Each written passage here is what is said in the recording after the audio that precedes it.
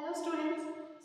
आज हम क्लास 12 का जो आपका चैप्टर हम पढ़ रहे थे बायोटेक्नोलॉजी प्रिंसिपल एंड प्रोसेसेस उसको देखने जा रहे हैं। ठीक है ना, मैंने आपको एक वीडियो इस पे बना दिया था कि बायोटेक्नोलॉजी क्या होता है, तो एक बार रिवाइज कर लेते हैं। बायोटेक्नोलॉजी क्या होता है? जब भी हम किसी लिविंग ऑर्गेनिज्म का यूज करके, लिविंग ऑर्गेनिज्म चाहे वो प्लांट हो, एनिमल हो या कोई माइक्रो ऑर्गेनिज्म ही क्यों ना हो, उसका यूज करके जब हम कोई बेनिफिशियल प्रोडक्ट बना रहे हैं जो कि ह्यूमंस के लिए क्या हो, यूजफुल हो, तो उसको हम क्या कहते हैं? बायोटेक्नोलॉजी कहते हैं। ये जो टर्म था बायोटेक्नोलॉजी, उसको सबसे पहले किसने दिया था? तो कार्ल एल के नाम के साइंटिस्ट जो है उन्होंने इस टर्म को दिया था। कौन सा टर्म? बायोटेक्नोलॉजी। ठीक है। फिर सेकंड, आपको मैंने एम बताया था कि बायोटेक्नोलॉजी का एम क्या है, तो हमने दो एम देखा था। एक तो आपका जेनेटिक इंजीनियरिंग हो गया, मतलब प्रिंसिपल, और दूसरा प्रिंसिपल आपका क्या हो गया? स्टरलाइजेशन मेथड हो गया। अब ये जो जेनेटिक इंजीनियरिंग है, इसके फादर के बारे में मैंने बताया था, क्या नाम था? पॉल बर्ग। ये जो पॉल बर्ग है, इनको जेनेटिक इंजीनियरिंग का फादर क्यों कहा जाता है? क्योंकि इन्होंने एक वायरस जिसका नाम है SV40, ठीक है, इसी को हम और क्या कहते हैं? साइनियन वायरस या सीमियन वायरस। ठीक है, इस वायरस को इन्होंने सबसे पहले ट्रांसफर कराया था किसमें? ई कोलाई में। मतलब इस वायरस का जो जेनेटिक मटेरियल है उसको किसमें ट्रांसफर किया था? बैक्टीरिया, जिसका नाम है ई कोलाई। ठीक है, इस बैक्टीरिया में ट्रांसफर करने के लिए इन्होंने जिसका यूज किया था वेक्टर के रूप में, वो वेक्टर कौन था? Lambda phase. ठीक है, लैम्डा फेज जो है उसका यूज करके इन्होंने सीमियन वायरस को किसमें ट्रांसफर किया था? ई कोलाई में। किसने? पॉल बर्ग ने। इसलिए इनको फादर ऑफ जेनेटिक इंजीनियरिंग कहा जाता है। ठीक है, ये तो खैर इंट्रोडक्शन की बात हो गई। फिर हम देख रहे थे टूल्स ऑफ आरडीएनए।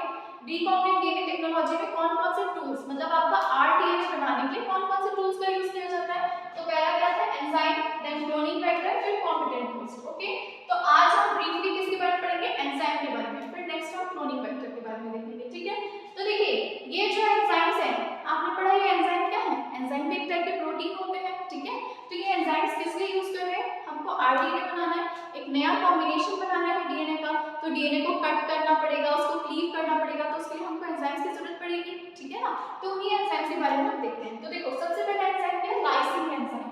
ठीक है, लाइसिन एंजाइम जो है ये क्या करता है? जस्ट मैं इसको रख कर देती हूँ। लाइसिन एंजाइम नाम से ही समझ में आ रहा है, कुछ लाइस करेगा। ठीक है, कुछ तोड़ फोड़ करेगा। ठीक है, तो लाइसिन एंजाइम क्या करता है? Use for opening the sales.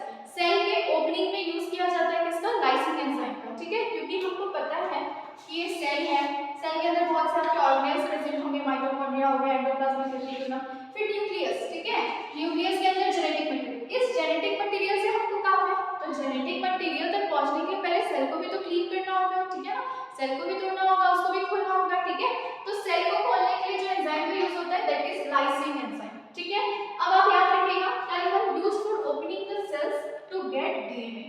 DNA को पाने के लिए हमको क्या करना है? सेल को ओपन करना है, तो उसके लिए जो एंजाइम यूज करना है दैट इज लाइसिन एंजाइम। ठीक है, अब देखो अगर बैक्टीरियल सेल को खोलना है, चाहे कोई बैक्टीरिया, जैसे हम एग्जांपल ले लेते हैं ई कोलाई हो गया या सैल्मोनेला हो गया, कोई भी बैक्टीरिया, उसको ओपन करने के लिए हम मेनली कौन सा एंजाइम यूज करते हैं? लाइसिन एंजाइम है, उसका नाम क्या है? लाइसोजाइम।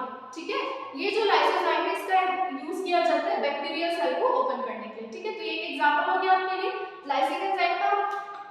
अब सेकंड एंजाइम है सिंथेसाइजिंग एंजाइम। सिंथेसाइजिंग नाम से समझ आ रहा है कुछ सिंथेसाइज करेगा। ठीक है ना, कुछ बनाएगा। तो ये क्या सिंथेसाइज कर रहा है? तो देखो use to synthesize new strand of DNA. DNA का अगर आपको न्यू स्ट्रैंड बनाना है, क्यों? क्योंकि डीएनए को, ये आपका डीएनए है, डीएनए को हम क्या करवाएंगे? कट करवाएंगे। डीएनए को कट करवाने के लिए भी हम एंजाइम यूज करते हैं, जिसको हम क्या कहते हैं? मॉलिक्यूलर सीजर कहते हैं, उसको हम अभी आगे पढ़ेंगे। ठीक है ना, तो डीएनए के स्ट्रैंड को कट तो हम करके फ्रैगमेंट्स में इसको डिवाइड कर दिए। अब ये जो एक स्ट्रैंड है इसको आगे भी तो सिंथेसाइज करवाना पड़ेगा।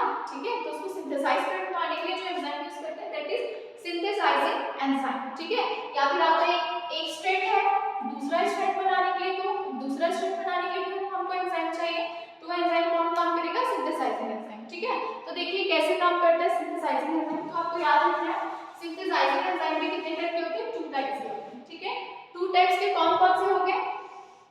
एक होता है रिवर्स ट्रांसक्रिप्टेज, दूसरा होता है डीएनए पॉलीमरेज। आपने 6th चैप्टर पढ़ा होगा मॉलिक्यूलर बेसिस ऑफ इनहेरिटेंस में ट्रांसक्रिप्टेज एंजाइम का यूज होता है। ठीक है ना, सबसे पहले ट्रांसक्रिप्शन क्या होता है? तो जब भी डीएनए से आरएनए बनाते हैं, स्पेशली एमआरएनए, डीएनए से एमआरएनए बनाने की जो प्रोसेस होती है वो क्या होती है? ट्रांसक्रिप्शन। अब ट्रांसक्रिप्टेज एंजाइम में तो ऑब्वियस सी बात है इसी में कुछ काम करेगा, ठीक है। तो आपको ये भी पता होना चाहिए कि डीएनए के जो स्ट्रैंड्स होते हैं, ठीक है ना, तो अगर डीएनए का एक सिंगल स्ट्रैंड है ये, तो और इसका ये दूसरा स्ट्रैंड है, तो अगर पहला स्ट्रैंड इससे एक नया स्ट्रैंड बन रहा है तो इसको हम क्या कहते हैं, पैरेंट स्ट्रैंड कहते हैं, या इसी को हम टेम्पलेट स्ट्रैंड कहते हैं। और इस स्ट्रैंड से जो न्यू स्ट्रैंड बना उसको हम क्या कहते हैं, कॉम्प्लीमेंट्री स्ट्रैंड, या फिर उसी को हम क्या कहते हैं, डॉटर स्ट्रैंड कहते हैं। ये सब आपने 6th चैप्टर में ऑलरेडी रेप्लिकेशन टॉपिक वगैरह में पढ़ा है, ठीक है ना। तो याद रखना कोई भी एक स्ट्रैंड है उससे जब न्यू स्ट्रैंड बन रहा है तो जो पहले वाला स्ट्रैंड है उसको हम क्या कह देते हैं, पैरेंट स्ट्रैंड, या उसी को हम कह देते हैं टेम्पलेट स्ट्रैंड, ठीक है। और जो न्यू स्ट्रैंड फॉर्म हो रहा है उस न्यू स्ट्रैंड को हम क्या कह देते हैं, कॉम्प्लीमेंट्री स्ट्रैंड या डॉटर स्ट्रैंड, ठीक है। तो यहाँ पे आपको टेम्पलेट और कॉम्प्लीमेंट्री वर्ड्स जो है वो यूज होंगे, ठीक है। तो देखिए क्या हो रहा है यहाँ पे, सिंथेसाइजिंग एंजाइम जो है वो क्या कर रहा है, डीएनए के स्ट्रैंड को सिंथेसाइज कर रहा है, मतलब आपका पहले से टेम्पलेट स्ट्रैंड प्रेजेंट है, बनाने क्या बनाएगा वो, कॉम्प्लीमेंट्री स्ट्रैंड बनाएगा, चाहे वो आरएनए का बनाएगा डीएनए का बनाएगा, ठीक है। तो देखो रिवर्स ट्रांसक्रिप्टेज ये क्या कर रहा है, complementary DNA strands on RNA template, मतलब तुम्हारा आरएनए टेम्पलेट स्ट्रैंड है, ठीक है ना। जैसे कि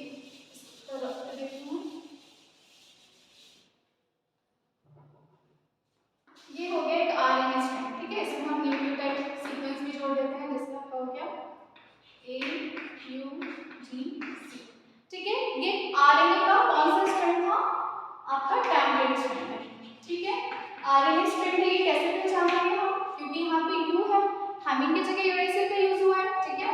अब दूसरा स्ट्रैंड जो हमारा बना that is what, complementary strand, ठीक है। अब ये कॉम्प्लीमेंट्री स्ट्रैंड हमको किसका बनाना है, डीएनए का बनाना है, किसका बनाना है, डीएनए का कॉम्प्लीमेंट्री स्ट्रैंड बनाना है। तो एडेनाइन के साथ तो हमेशा थाइमिन की ही पेयरिंग होती है, ये जो यूरेसिल है इसके साथ किसकी पेयरिंग होगी, एडेनाइन, क्यों, क्योंकि यूरेसिल किसकी जगह आता है, थाइमिन की जगह आता है।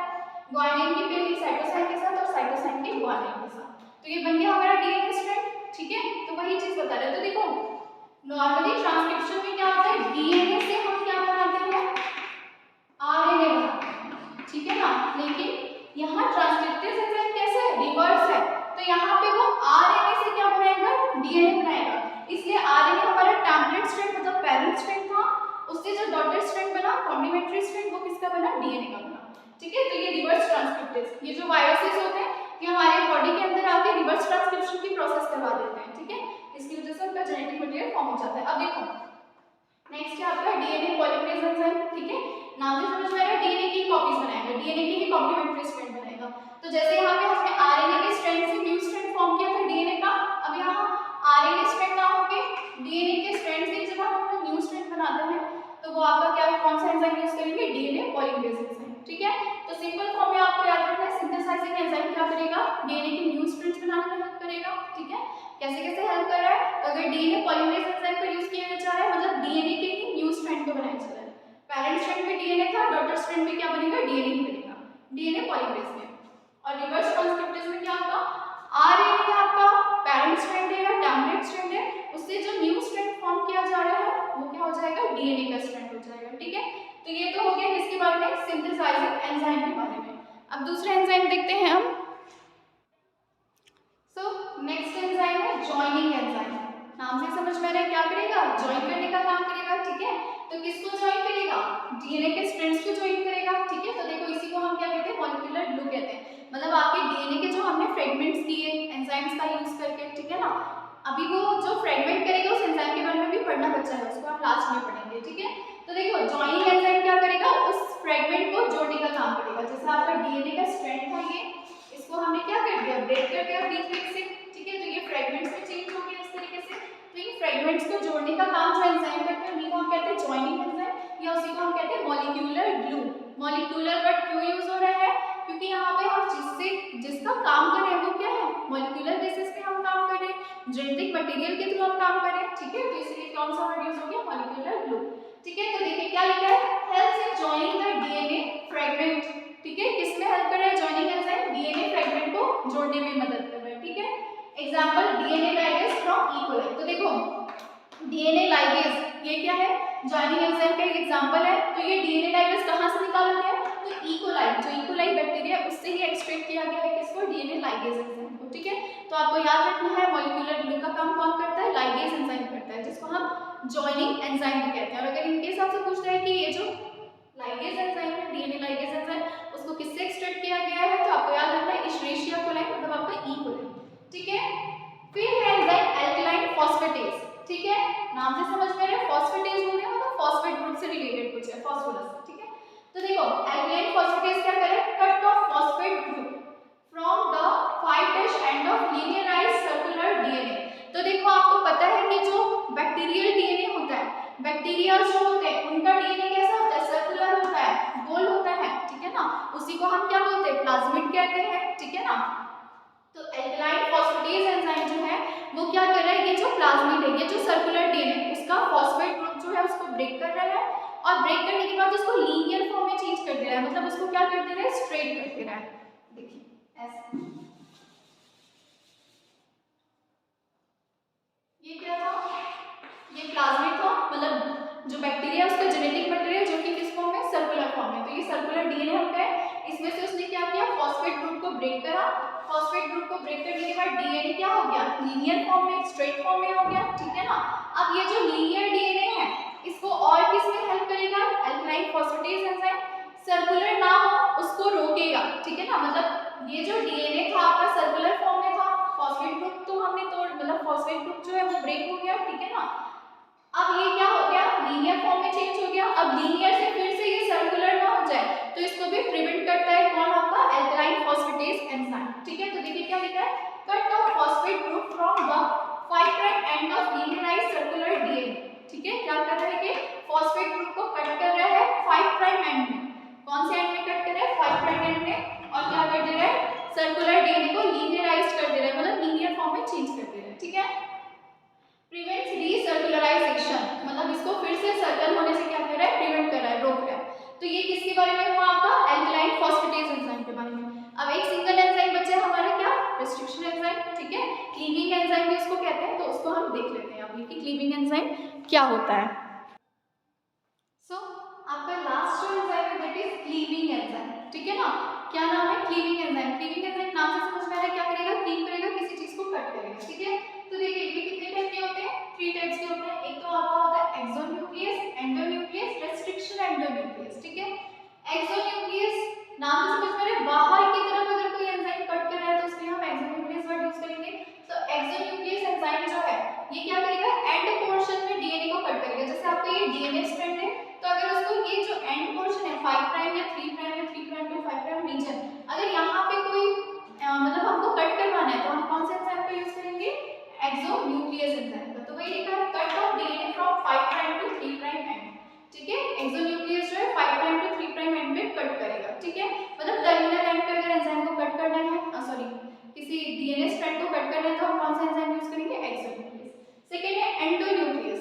तो देखो एंडोन्यूक्लियस क्या है, break DNA duplex at any point except the end, मतलब ये डीएनए डुप्लेक्स, डुप्लेक्स किसको कह रहा है, डीएनए डबल स्ट्रैंड है तो उसी को क्या कह रहा है, डुप्लेक्स कह रहा है।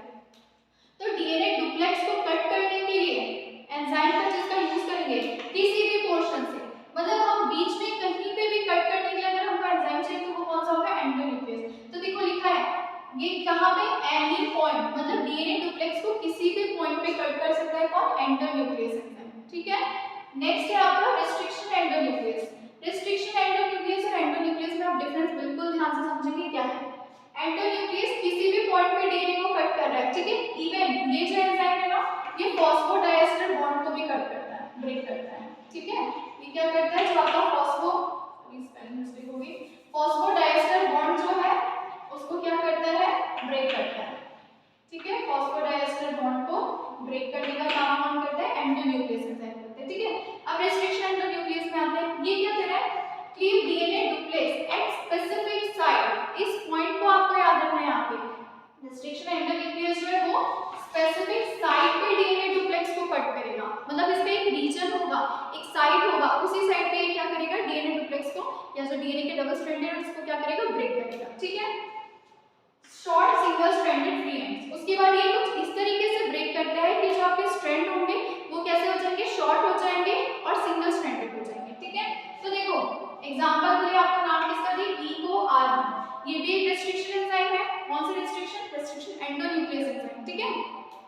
ये जो इको आर्गन एंजाइम है इसके बारे में सबसे पहले किसने बताया था, वो भी आप याद रखेंगे, स्मिथ, नेथन, ठीक है, स्मिथ, नेथन और स्मिथ और नेथन जो है इन्होंने सबसे पहले किसके बारे में बताया था, इको आर्गन के बारे में बताया था। तो देखो इन्होंने क्या बताया था कि ये जो इको आर्गन है ये कैसे कट करेगा। इको आर्गन हमेशा ग्वानिन और एडेनाइन के बीच में कट करेगा, ठीक है, किसके बीच में करेगा, ग्वानिन और एडेनाइन के बीच में। तो ये आपका डीएनए डबल स्ट्रैंडेड है, 5 प्राइम टू 3 प्राइम और 3 प्राइम टू 5 प्राइम। क्या क्या है इसमें न्यूक्लियोटाइड सीक्वेंस GAATTC है ना, CTTAAG अगर उल्टा पढ़े तो, ठीक है। अब यहाँ पे उसने कट किया है, हमको पता चल चुका है कि इको आर्गन कहाँ पे कट करता है, G और A के बीच में कट करता है, ठीक है। तो इसने क्या किया, ये जो आपका फर्स्ट स्ट्रैंड था उसको G और A को ब्रेक कर दिया, ये आपका एक अलग स्ट्रैंड बन गया, ये अलग स्ट्रैंड बन गया। वैसे यहाँ पे आपका G था, ठीक है, G और A के बीच में कट किया तो ये आपका दूसरा स्ट्रैंड हो गया, ये दूसरा स्ट्रैंड हो गया, ठीक है। तो इसका हम लिख सकते हैं, पहले ये क्या था 5 प्राइम टू 3 प्राइम था, कट होने के पहले इनका डायरेक्शन क्या था 5 prime to 3 prime, 3 prime to 5 prime. अब कट हो गया तो ये स्ट्रैंड बन गया, तो 5 प्राइम टू यहाँ 3 प्राइम हो गया, यहाँ 3 प्राइम का तो यहाँ पे कौन सा हो जाएगा 5 प्राइम हो जाएगा। वैसे ये 3 प्राइम तो यहाँ क्या हो जाएगा आपका 5 प्राइम हो जाएगा, यहाँ 5 प्राइम हो तो यहाँ पे क्या हो जाएगा 3 प्राइम, ठीक है। तो इस तरीके से कट करता है और रेस्ट्रिक्शन एंडोन्यूक्लियस। तो आपको याद रखना है कि रेस्ट्रिक्शन एंडोन्यूक्लियस को कट करने के लिए एक स्पेसिफिक साइट चाहिए होता है, उस स्पेसिफिक साइट को क्या कहते हैं हम, रेस्ट्रिक्शन साइट कहते हैं, ठीक है, याद रखिए क्या साइट कहते हैं, रेस्ट्रिक्शन साइट कहा जाता है स्पेसिफिक साइट को जहां पे रेस्ट्रिक्शन एंडोन्यूक्लियस कट करेगा। जैसे अगर पूछ लिया जाए कि इको आर्गन जो है आपका उसका स्पेसिफिक साइट कहां है, उसका जो रेस्ट्रिक्शन साइट है वो कहां पे है, तो वो कहां पे आपका ग्वानिन और एडेनाइन के बीच में, ठीक है। इतना क्लियर हुआ। तो ये रेस्ट्रिक्शन एंजाइम के बारे में था। अब एक सीक्वेंस आता है जिसको हम कहते हैं वो पैलिंड्रोमिक सीक्वेंस। सो पैलिंड्रोमिक सीक्वेंस किसको कहा जा रहा है, पैलिंड्रोमिक सीक्वेंस ऐसा सीक्वेंस होता है जिसको आप स्टार्टिंग से पढ़ेंगे एंडिंग से वापस पढ़ेंगे वो क्या होगा, सेम होगा। जैसे सिंपल फॉर्म में अगर समझने के लिए कोई वर्ड है, जैसे आपके एनसीईआरटी में क्या दिया हुआ है, मलयालम, ठीक है, एनसीईआरटी में आपके दिया हुआ है मलयालम।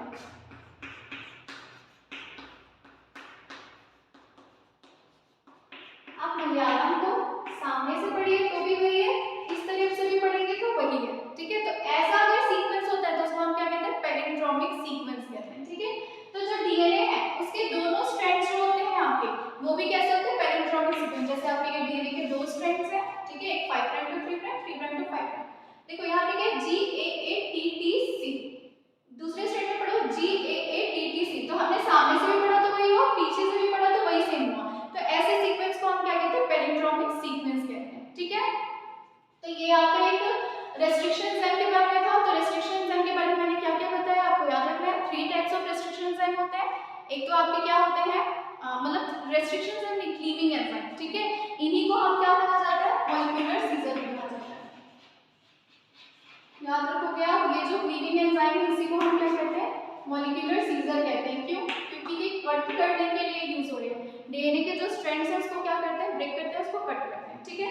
तो ये जो मॉलिक्यूलर सीजर है आपके 3 टाइप्स के हैं, कौन कौन से, एक्सोन्यूक्लियस वो जो कि डीएनए को उसके एंड पोर्शन में कट करेगा, टर्मिनल पोर्शन में 5 प्राइम या 3 प्राइम वाली रीजन पे कट करेगा, तो वो आपका होगा एक्सोन्यूक्लियस। एंडोन्यूक्लियस जो डीएनए को किसी भी पॉइंट पे कट कर देगा, सिर्फ एंड पोर्शन छोड़ के, ठीक है। देन थर्ड है आपका रेस्ट्रिक्शन एंडोन्यूक्लियस, ठीक है। रेस्ट्रिक्शन एंडोन्यूक्लियस क्या कर रहा था, एक स्पेसिफिक साइट पे कट कर रहा था, डीएनए का एक स्पेसिफिक साइट था, उसी साइट को हम क्या कहते हैं, रेस्ट्रिक्शन साइट कह देते हैं, ठीक है। उसी रेस्ट्रिक्शन साइट पे वो कट करेगा। तो देखो ये जितने भी रेस्ट्रिक्शन एंडोन्यूक्लियस एंजाइम होते हैं उनके एक स्पेसिफिक साइट प्रेजेंट होते हैं, वो उसी पे कट करेंगे। जैसे हमने किसका देखा था, इको आर्गन जो रेस्ट्रिक्शन एंजाइम है उसका देखा था कि इको आर्गन जो है वो कौन से साइट पे कट कर रहा था, ग्वानिन और एडेनाइन के बीच में, ये इसका रेस्ट्रिक्शन साइट था जहां पे ये कट कर रहा था, ठीक है। फिर मैंने बताया इको आर्गन को किसने बताया, 3 साइंटिस्ट ने बताया। एक आपके कौन थे, स्मिथ, आप याद रखिए 3 साइंटिस्ट ने बताया था, स्मिथ, आर्बर और एक कौन थे, नेथन्स, ठीक है। नेथन्स जो है उन्होंने भी इसके बारे में, इन लोगों को नोबेल प्राइज मिला था किसलिए, ये इको आर्गन एंजाइम को बताने के लिए, ठीक है, उसको निकाले थे, तो इसलिए स्मिथ, आर्बर और नेथन्स, ठीक है। तो ये तो आपका हो गया एंजाइम्स के बारे में। अब ये जो रेस्ट्रिक्शन एंजाइम है इनका नेमिंग कैसे किया जाता है तो उसको भी देख लेते हैं कि रेस्ट्रिक्शन एंजाइम का नाम हम कैसे रखते हैं। तो सिंपल फॉर्म में हम नॉमेनक्लेचर देख लेते हैं कि एंजाइम का नेमिंग कैसे की जाती है, ठीक है। तो जैसे हमने एंजाइम पढ़ा है कौन सा, इकोआर, इसके अलावा भी बहुत सारे हिंद 2, हिंद 3, BAM-H1, ये सब एंजाइम कहते हैं, ठीक है। तो जैसे इकोआर, इसको नाम से समझ में इकोलाई से निकाला गया होगा, किससे निकाला गया होगा, इकोलाई, इस्चेरिशिया कोलाई जो बैक्टीरिया उससे, ठीक है। तो यहाँ पे ई जो है इस्चेरिशिया के लिए स्टैंड है, ठीक है, वो क्या है, इकोलाई का जीनस है, ठीक है। तो पहला जो लेटर होता है वो आपका जीनस होता है जो कैपिटल में होता है, ठीक है। दूसरे दो लेटर जो होते हैं वो क्या होते हैं, स्पीशीज पे डिपेंड, मतलब स्पीशीज का जो स्पेलिंग होगा वो, तो उसके दो लेटर, तो यहाँ ई कोलाई है तो कोलाई का सीओ जो है वो क्या हो गया, स्पीशीज, सेकंड थर्ड लेटर आपके वो हो गए एंजाइम के नाम में। फिर जो फोर्थ लेटर होता है आपका वो किसको बताता है, स्ट्रेन को बताता है, ठीक है। स्ट्रेन, कौन से स्ट्रेन का वो बैक्टीरिया है या वो ऑर्गेनिज्म है जिससे हमने इस एंजाइम को आइसोलेट किया है, तो ये आर आपका किसको बता रहा है, स्ट्रेन को बता रहा है, ठीक है। तो इस बैक्टीरिया का स्ट्रेन कौन सा है, उस स्ट्रेन को कौन बता रहा है, आर, ठीक है। फिर जो रोमन नंबर पे हम नंबरिंग करते हैं, हमेशा याद रखना नंबरिंग किसमें होगा, रोमन नंबर में होगा, ठीक है। तो रोमन नंबर में जो नंबरिंग की गई है वो क्या बताता है, order in which enzyme isolated, मतलब ये उस ऑर्डर को बता रहा है जिस ऑर्डर में हमने एंजाइम को आइसोलेट किया था, ठीक है। जैसे स्ट्रेन हमको पता चलता है आर स्ट्रेन का है, ठीक है ना। अब किस किस नंबर पे कब कब हमने कैसे कैसे, जैसे इको R1 बोल दिया मतलब ये पहला स्ट्रेन है जिसको हमने आइसोलेट किया, अगर इको R2 होता तो वो दूसरा स्ट्रेन होता किसका, इकोलाई का, ठीक है। तो ऐसे हम नेमिंग करते हैं, तो आपको याद रखना है पहला लेटर जीनस को शो करता है, सेकंड थर्ड स्पीशीज को, और फिर फोर्थ लेटर जो आपका स्ट्रेन बताता है, और जो नंबरिंग है वो नंबर बताता है कि स्ट्रेन को कौन से नंबर पे आइसोलेट किया गया था, ठीक है ना, उस एंजाइम को। तो ये आपका नॉमेनक्लेचर हो गया एंजाइम का, ठीक है। अब जो आपको मैंने रेस्ट्रिक्शन साइट बताया तो कुछ एंजाइम्स की मैं आपको रेस्ट्रिक्शन साइट बता देती हूँ, ठीक है। सो देखिए यहाँ पे जैसे बैक्टीरिया आपका एंजाइम का नाम क्या है, इकोआर1, पहला एंजाइम हमने इकोआर1, इसको हमने पहले पढ़ लिया है। इकोआर1 जो है इसका रिकॉग्निशन सीक्वेंस क्या है, GAATTC, और दूसरे वाला क्या CTTAAG, ठीक है ना। जो आपका स्ट्रैंड होता है 5 prime to 3 prime, 3 prime to 5 prime, तो ये कहाँ पे कट कर रहा है, इकोआर1 ग्वानिन और एडेनाइन के बीच में, दोनों स्ट्रैंड में वो ग्वानिन और एडेनाइन के बीच में कट करेगा, ठीक है। कहाँ से निकाला गया, इस्चेरिशिया कोलाई से उसको आइसोलेट किया गया इस एंजाइम को, ठीक है। सेकंड एंजाइम जैसे हमने पढ़ा हिंद 2, ठीक है, सॉरी हिंद 3, ठीक है, 3 क्यों हो गया, इसका स्ट्रेन नंबर क्या था, थर्ड था, थर्ड नंबर पे इसको आइसोलेट किया गया था इसका ऑर्डर, ठीक है। अब ये कहाँ पे कट गया, AAGCTT, ये उसका न्यूक्लियोटाइड सीक्वेंस था, ये भी आपका एक स्ट्रेन हो गया 5 prime to 3 prime, 3 prime to 5 prime, ठीक है। तो ये कहाँ पे कट करेगा, एडेनाइन एडेनाइन के बीच में कट करेगा, देखो दो एडेनाइन के बीच में कट करेगा कौन आपका, हिंद 3 जो एंजाइम है वो, ठीक है। कहाँ से निकाला गया, हीमोफिलस इन्फ्लुएंजा से इसको आइसोलेट किया गया इस एंजाइम को, क्या एंजाइम है, हिंद 3, ठीक है। फिर है एंजाइम BAM1, ठीक है, ये जो BAM1 एंजाइम है ये कौन से न्यूक्लियोटाइड सीक्वेंस में, देखो ये 4 का सीक्वेंस है, GGCCCCGG, ठीक है। ये कहाँ पे कट करेगा, ग्वानिन ग्वानिन के बीच में कट करेगा, दिख रहा है आपको, ग्वानिन ग्वानिन के बीच में, ये एरो जहाँ जहाँ मैंने बनाया वहाँ पे क्या करे, क्लीव करने का काम करेगा, ठीक है। तो ये कुछ एग्जांपल्स थे जो मैंने आपको रेस्ट्रिक्शन एंडोन्यूक्लियस बताया ना, जो कि एक स्पेसिफिक साइट पे कट करता है, तो ये उसके क्या हो जाएंगे, स्पेसिफिक साइट हो जाएंगे जहाँ पे वो कट करेगा, ठीक है।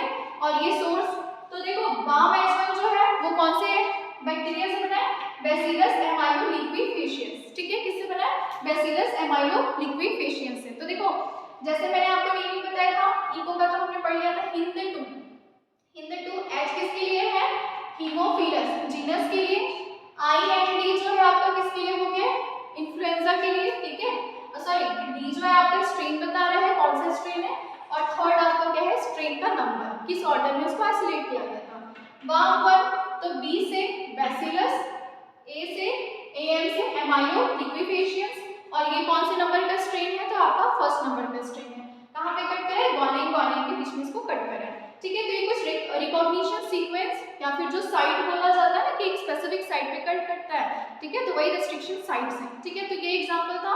तो फाइनली हमारा एंजाइम टॉपिक जो है वो कंप्लीट हुआ। नेक्स्ट क्लास में मैं आपको क्लोनिंग वेक्टर के बारे में पूरा डिटेल में एक्सप्लेन करूंगी, ठीक है। तो आई होप कि आपको समझ आया होगा। Thank you.